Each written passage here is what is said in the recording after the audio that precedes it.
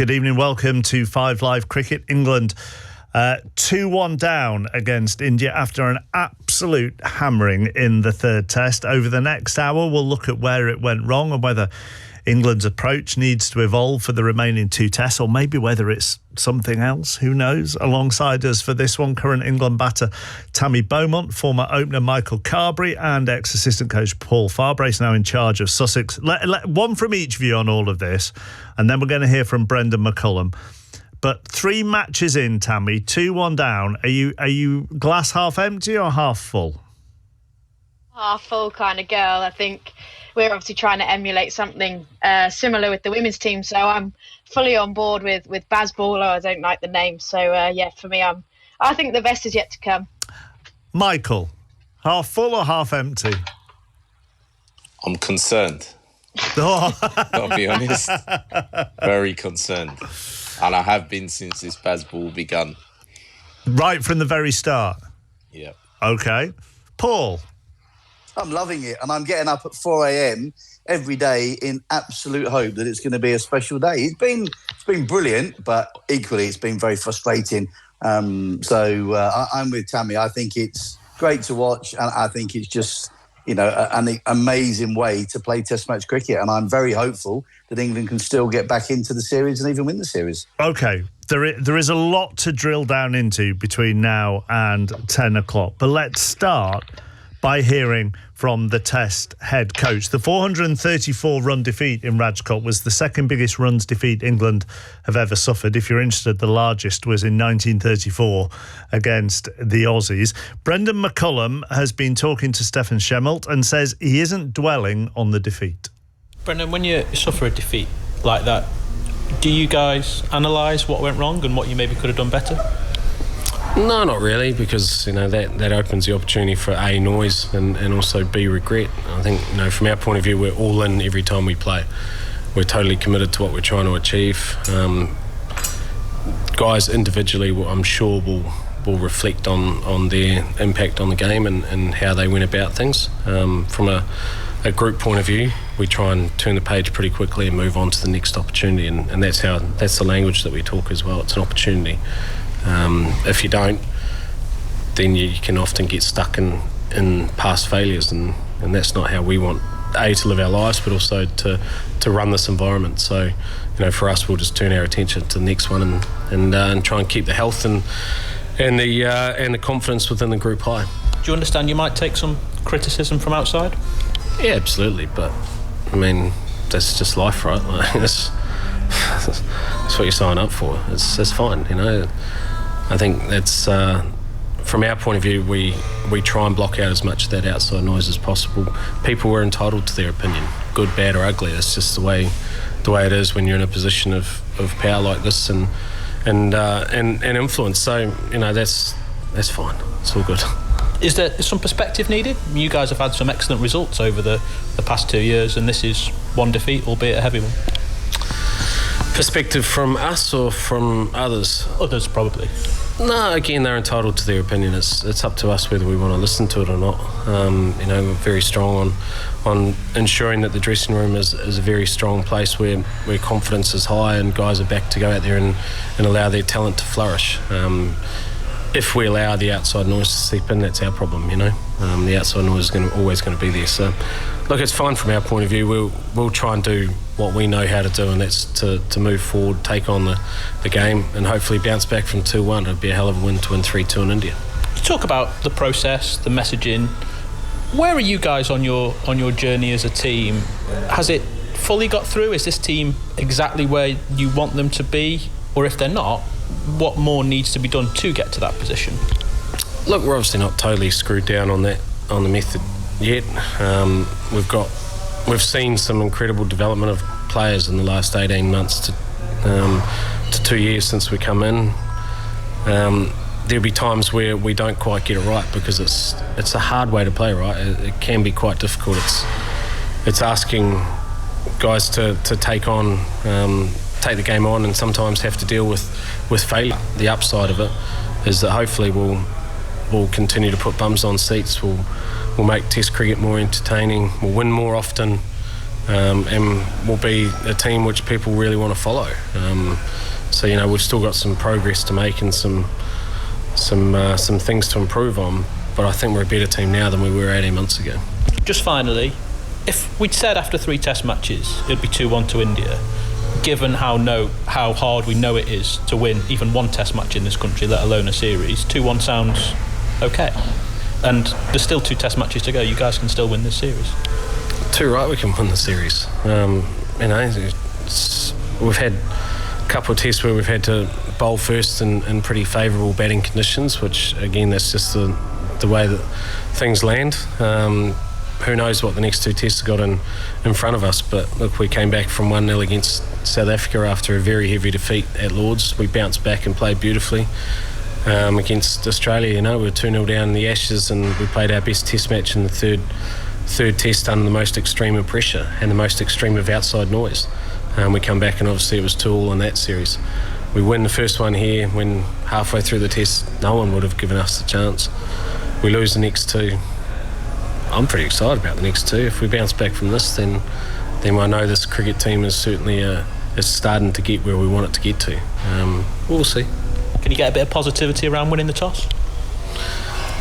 Well, I don't. There's lots of things we can try and do as a cricket team, but we certainly can't control the toss. So we'll see what happens. But look, our guys they're going really good. Honestly, they're fantastic. They're hurting at the moment from losing, but there'll be no regret about what we've done. We'll turn the page, we'll move on to Ranchi, and we'll go quids in again, and how we're going to try and put India under pressure, and hopefully, we'll be having a conversation in 7 or 8 days, and we're talking about how exciting it can be. We're heading into a decider. Cheers, Brendan. Thanks for your time. Cheers. So we just heard from Brendan McCullum there with BBC Sports' Stephen Shemilton. There's a lot to discuss there. Just bigger picture here, Michael Carberry, first of all. Mm-hmm. Do you feel a little bit like all hell has broken loose since the defeat in Rajkot, and that everybody is piled in here?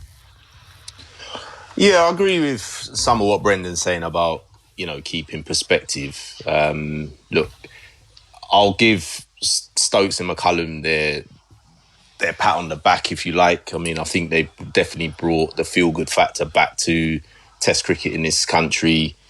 And it's a slightly unconventional way of playing, but it's great. It's great to see. It's great entertainment, no doubt about that.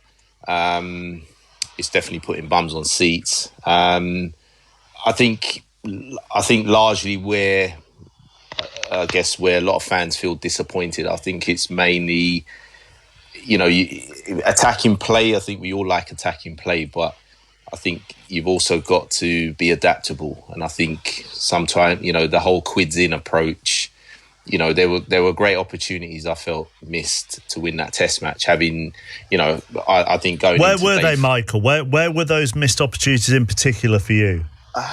Well, I think if you look at it, England going in day 3, I think it was Duckett sat on 130, 1 down in India, sun's out, nice, fairly good wicket. There's a little bit of turn there, obviously. You and Joe Root at the crease. You're thinking to yourself, look, this is the stuff you're licking your lips for, isn't it?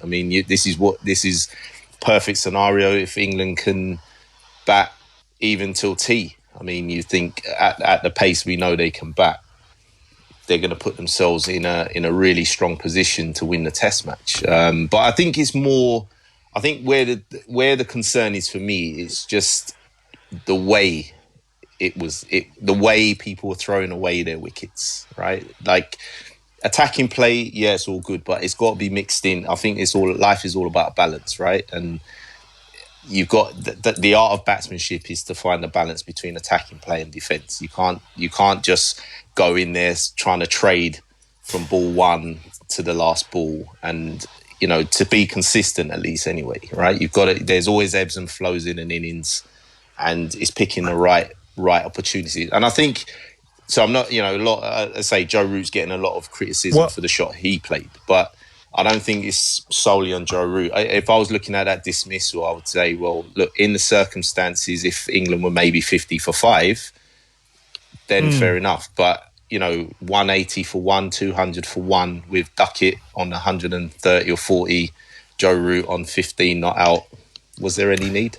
The Joe Root dismissal in the first innings, Tammy, appears to be the lightning rod for this whole discussion over the line. I mean, I was on there Saturday afternoon and talking to Jonathan Agnew about it.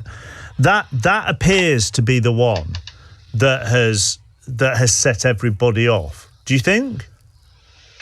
Yeah, I think so. I do think there's a lot of talk about, Joe Root is good enough to not have to change and not play Bazball, but I think, in the summer, in the Ashes, when he did it second ball to Pat Cummins, everyone was raving about it. So you've got to take the rough with the smooth. You can't have it both ways. There's it's exciting to watch. It is, kids are desperate to try that reverse scoop of Joe Root's, and he's someone that clearly is having fun again. And I think you go back 4 or 5 years when he was, still captain and just looked like he'd aged, like he was hating the job. And a guy, over 30, evolving his game and trying to take the game on and loving playing again, I think is actually inspiring people. And yes, that wicket looks chaotic, but he clearly is good at it. He clearly goes to it as an option. So I think, you've got to take a bit of rough with the smooth and accept that if they're going to play aggressively, like, they're going to get out doing it sometimes. But at the same time, he could have tried to defend the ball, nicked off and got caught second slip just the same. Can you have, Michael, and I'll bring Paul in after this, can you have the Ben Duckett innings without the Joe Root dismissal? Do you see what I mean? Though? Yeah, exactly. That's why I slightly disagree in that you can play positively without taking high risk options. As I said, it's all in the context of the situation. If England were 50 for 8 and Joe Root is batting with Curly, Larry and Mo, I completely understand. Rolled up, you're looking for a boundary option. Yeah, sure. But when fielders are back, for example, and we're seeing people running down the pitch and getting caught long on, long off, attacking play or no attacking play, that's just not smart. I just on that point, I actually agree with you on the getting caught on the boundary. For me, is a less smart option. Like, he's got slips in, but he's only got to get a little bit more bat on it than he did, and it goes for 4 doing the reverse ramp. There's actually a risk to a reward scale there in Joe Root's head in that dismissal, whereas actually trying to take on fielders, particularly coming down the wicket when it's turning big, I think is that scale shifted a little bit to maybe not quite as much reward and quite a higher risk type of thing. I kind of see it as a calculator in my head when I'm batting, like what's the simplest one to get the highest reward at the same time kind of thing. Paul?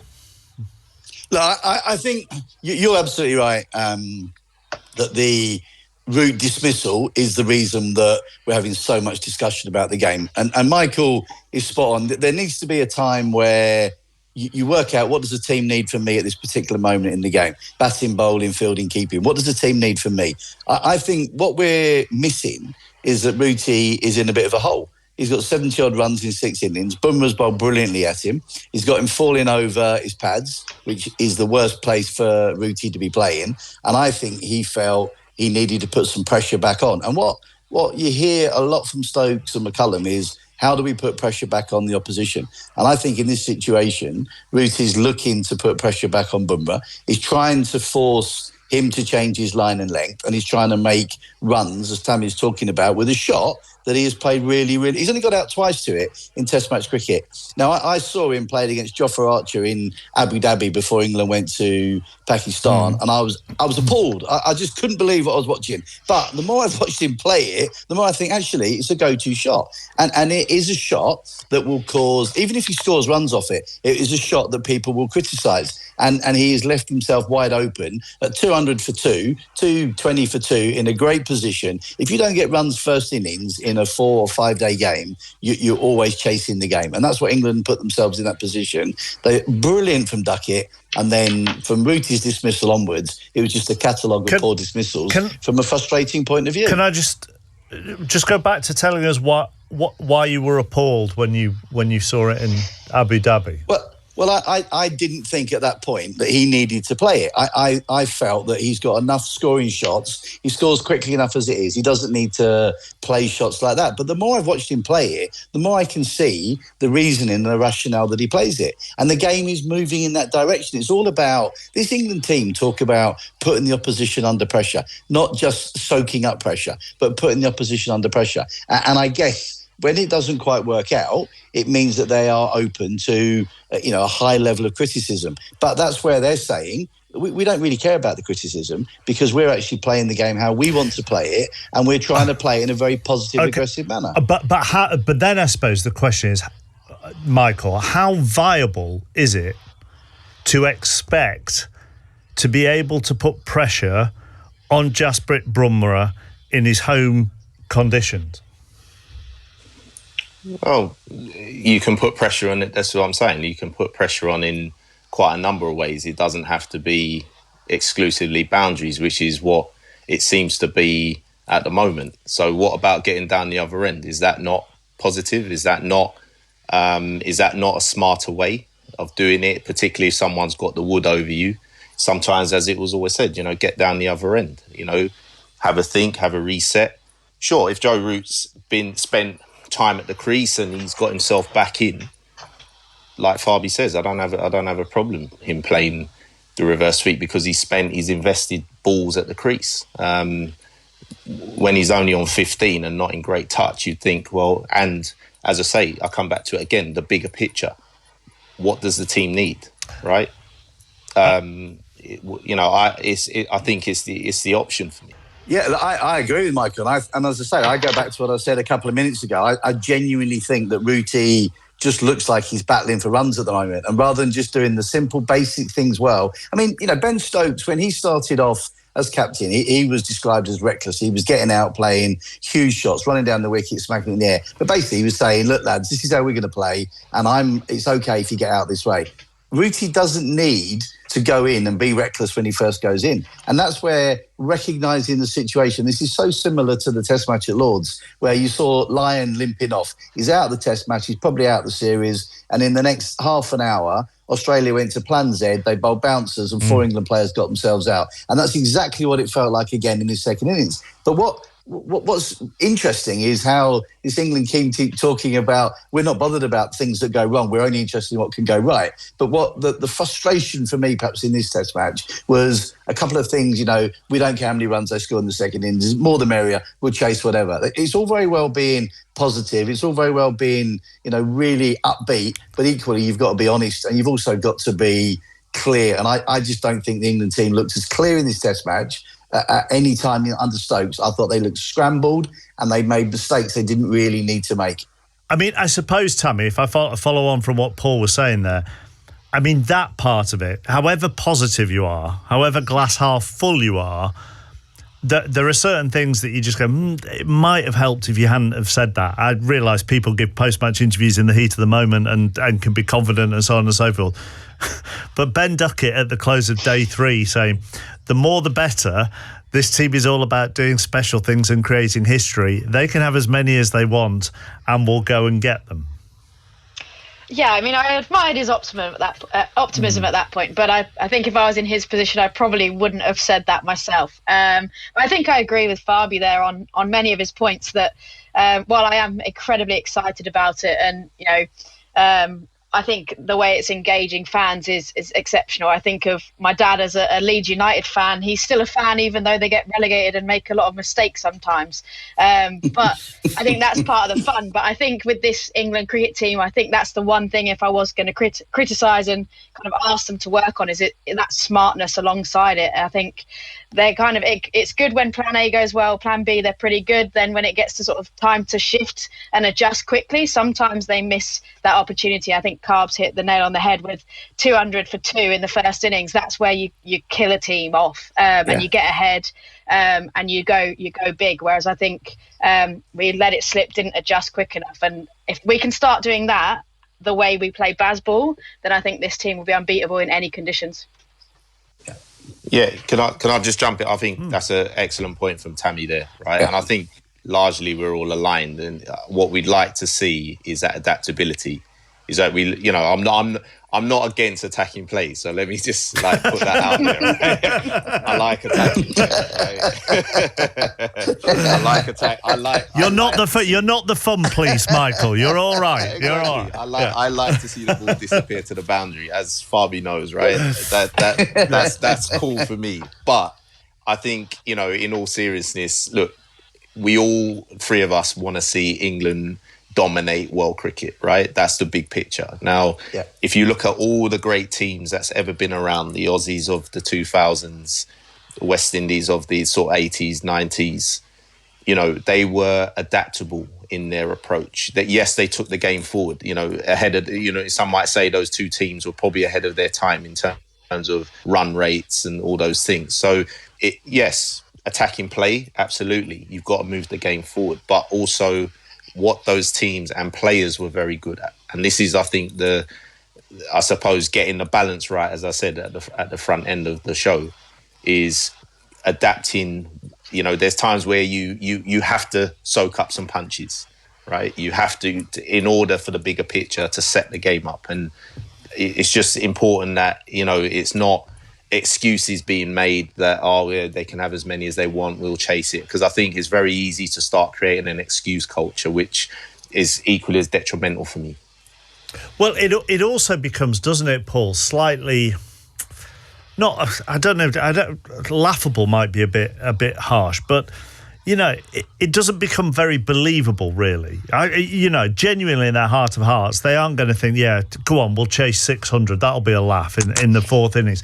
In the same way that McCullum's interview with Stefan Schemmel earlier, saying that they won't reflect on the defeat. We'll just go again. We won't reflect on the defeat.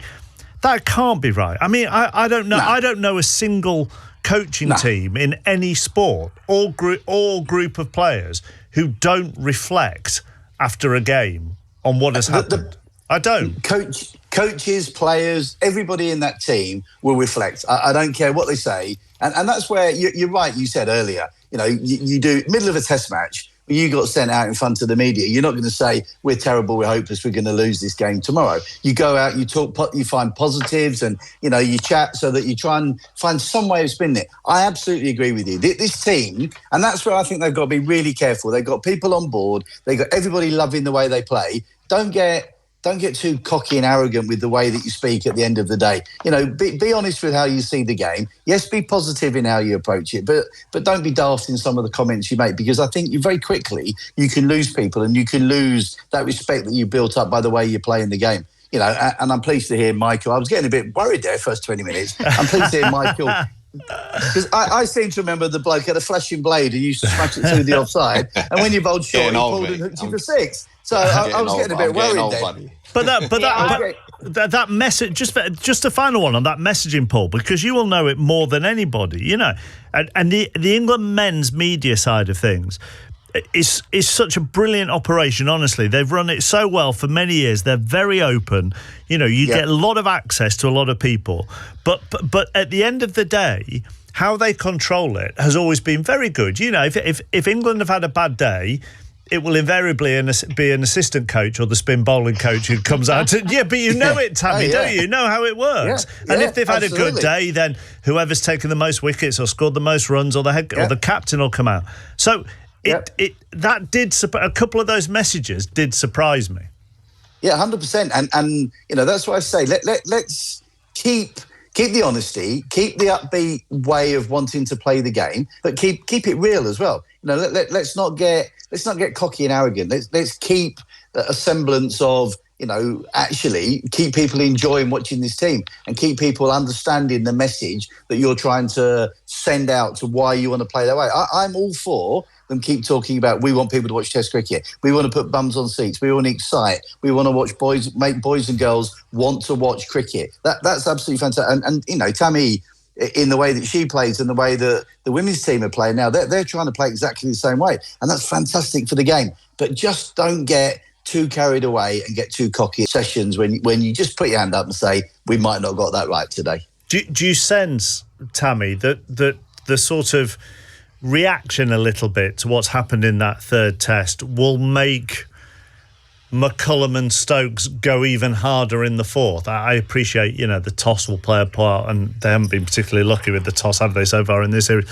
But that actually the noise around, and they will be aware of it, whatever they say, will make them go even harder? Yeah, I do. I think that's the kind of characters they seem to put across, and I think they certainly lead from the front, and they're all in on this method. I know they personally don't call it Bazball, but they're all in, so they will definitely double down on it and go harder.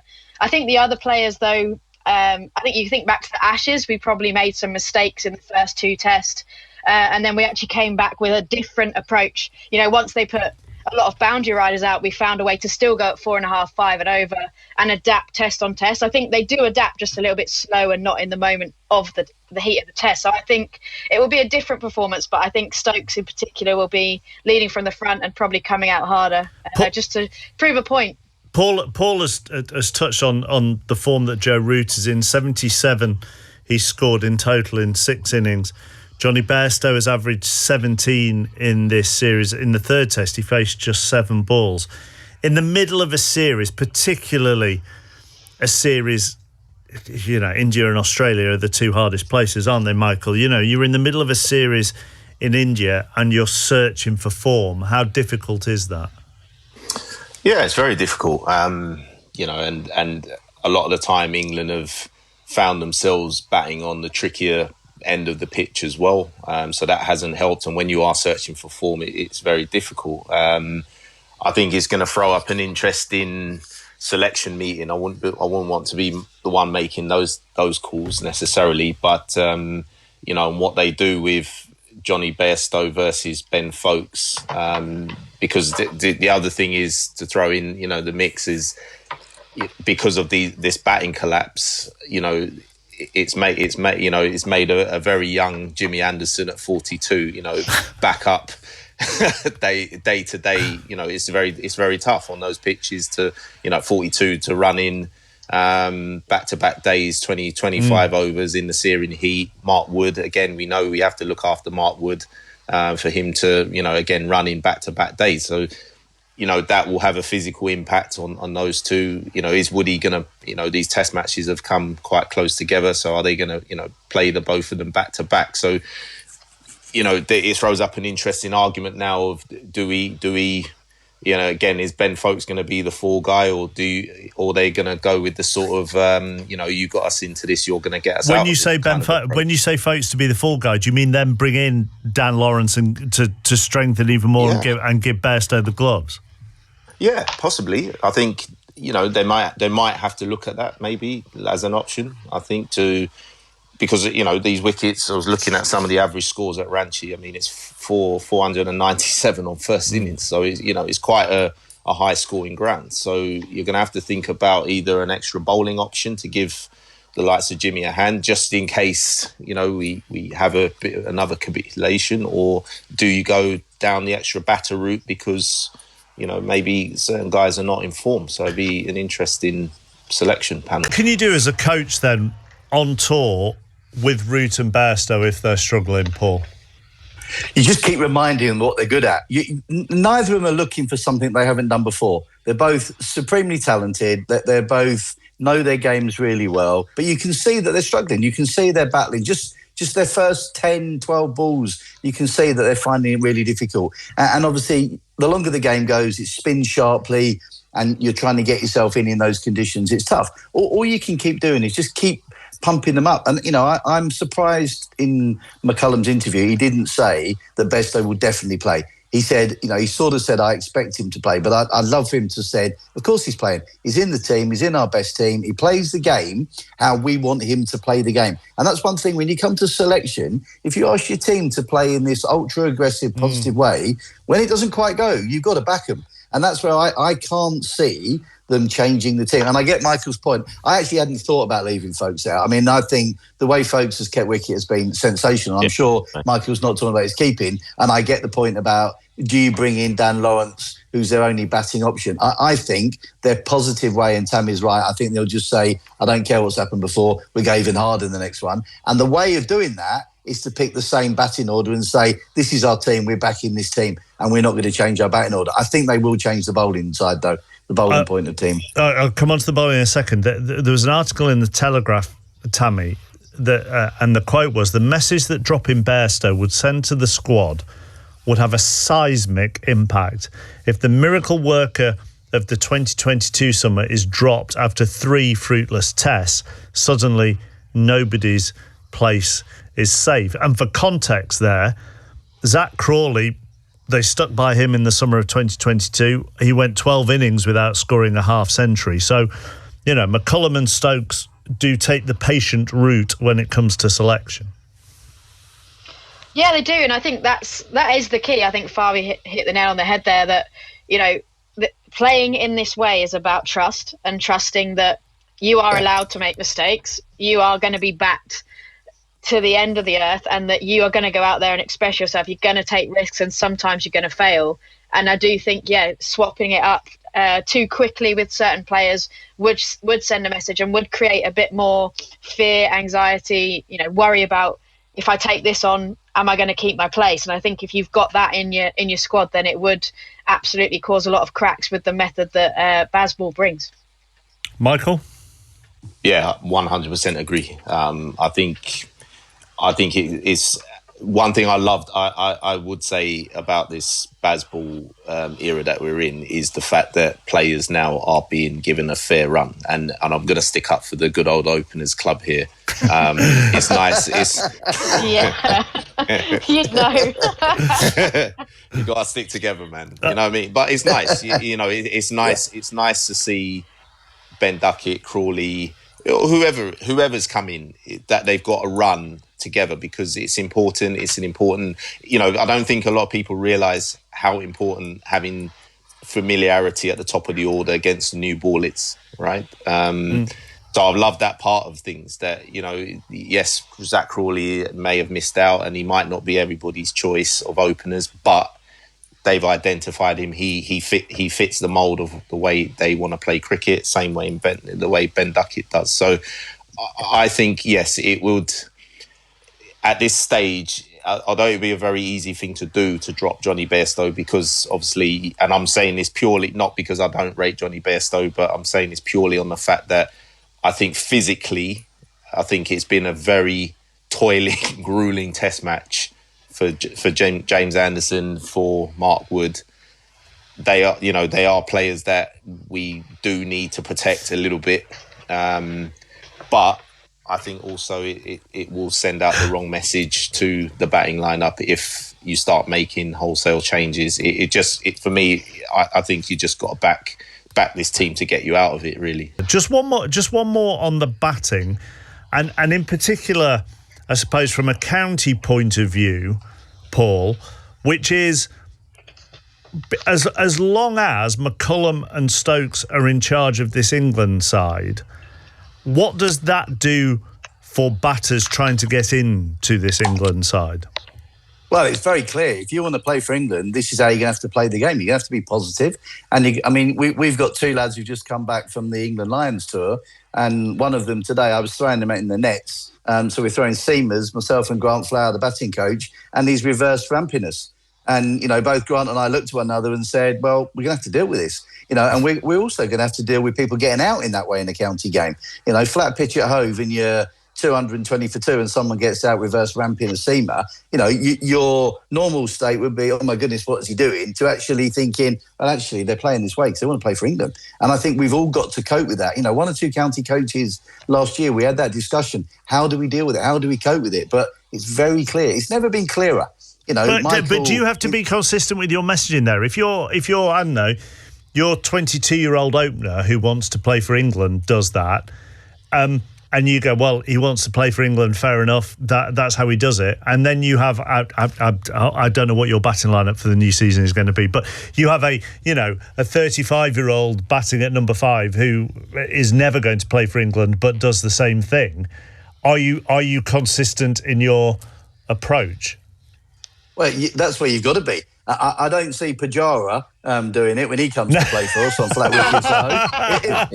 To be fair, if Pudge plays the reverse ramp at any stage, I might just walk down Church Road and get myself a coffee, because that'd probably be the end of me then. But look, I completely get your point. I completely get your point, and I think it's also, if they practice that shot, if it's a shot they practice and they play it well and they take it into a game and they use it in games, then fine. And it is the nth degree. The reverse ramp is the nth degree. But, all I'm saying is we've got to be aware that these players now are really clear. When Michael played for England, there were times where he would have been in and out the side because you didn't quite know what coaches wanted from you. They wouldn't maybe be clear on why you weren't playing and what you need to do to get back in. Now, it's never been clearer. If you want to play for England, Test match cricket, it's a really positive way they want to play. And I'm not saying everyone's got a reverse ramp, because not everyone does reverse ramp. But, you look at the top two, you look at the way that they play, they're very positive, they're very aggressive the way they play. Pope, exactly the same. Root is trying to play that way.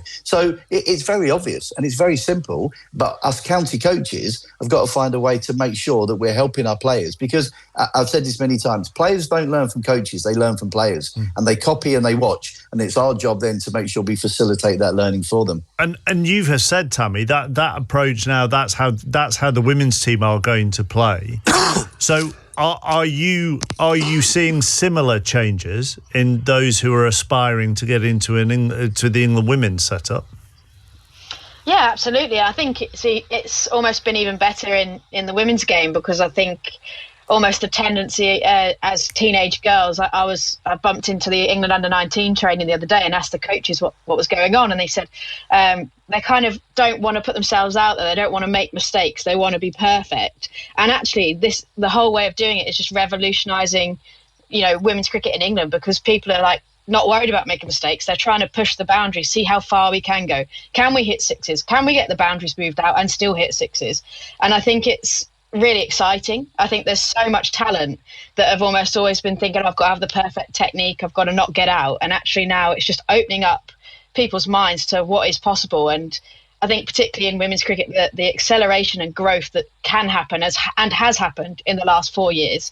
And I just think where the game's going to be in 6-7 years, it's just so exciting. In amongst all of this discussion of approach, batting technique, comments that are made post-match, the messaging that they're putting out in the media, do we not also have to recognise, Michael, that they have been a little bit unlucky with the bowling options that are available, and probably, I know we've touched on Jimmy Anderson and Mark Wood and how they are managed, but also they don't have Jack Leach, and that's probably a big miss in terms of experience, actually.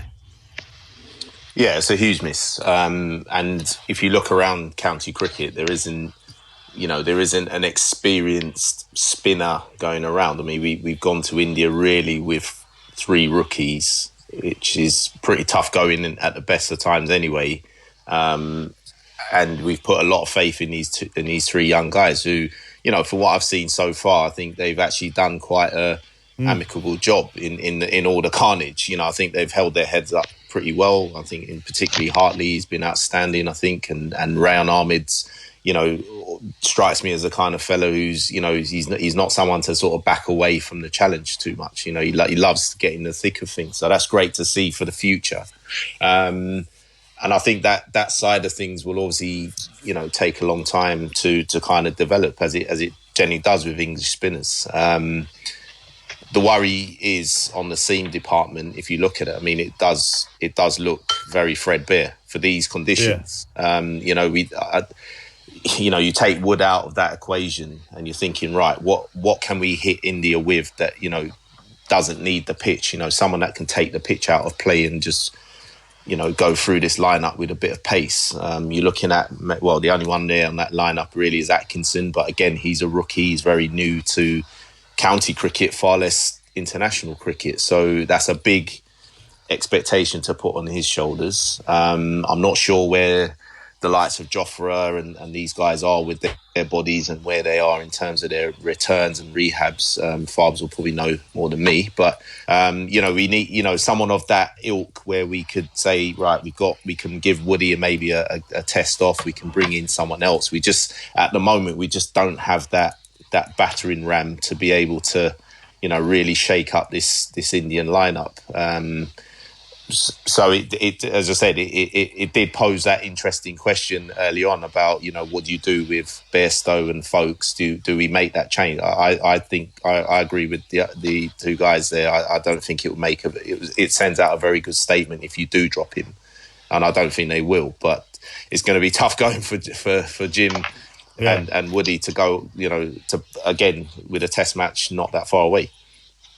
Yeah, and look, I think you're absolutely right, Michael. And Leachy missing, he's developed such a high level of skill, but it's taken him a long time to get to that stage. From making his Test match debut, backed brilliantly by Stokes. But I've been really intrigued by England's selection of the young spinners. I mean, I don't think any of us 2 months ago would have picked the young spinners that are out there and said, they're going to be the ones for this series. What they are doing, and the message they're sending out, going back to selection around county cricket, is they're looking at what people can do in the future as opposed to what they can do now.